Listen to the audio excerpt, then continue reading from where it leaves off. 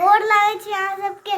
केहन छी अहाँ सब? अहाँके पता अहाँ हमर बाबा ला एते कथी के लिए प्रार्थना के लिए हम बाबा इतनी तो ठीक भेलखिन है। अहाँ सबके बहुते बहुते बहुते धन्यवाद। हमारे बाबा ले अहाँ सब प्रार्थना के लिए ना, हे भगवान लड्डू गोपाल बाबा के ठीक कर दियो तहन भगवान कनी हल्का से ठीक केलखिन है। पूरा नहीं एखन ठीक भेल गया, बस इतू सा ठीक भेल। अहाँ सबके पता है खाना नहीं खाए छलखिन 2-4 दिन से, अब 1 टाको रोटी खाए छल, 3 टाको नहीं खाए छथि, बस 1 टाको खाए छथि। चलो तो नहीं एखनो नहीं होय छै, उठल बैसल खाली होय छै।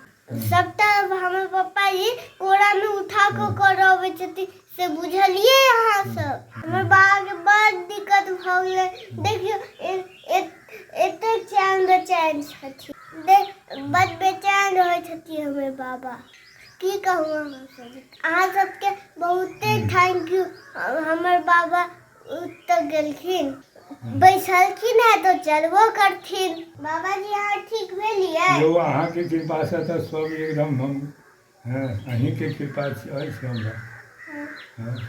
बाबा इतने घर गेलखिन, हम सब पूजो करा देलिए, पूजा तो करा देलिए।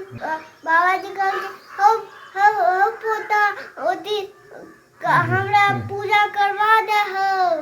पप्पा सब करवा देलखिन। लेकिन चलू हमर बाबा कनिको ठीक छथि। अहाँ सब कमेंट में पूछे छलो ने ओती बाबा केहन छै, तो आइ हम अहाँ के कहि देलहुँ। बाबा हमर इतू सा ठीक छथि।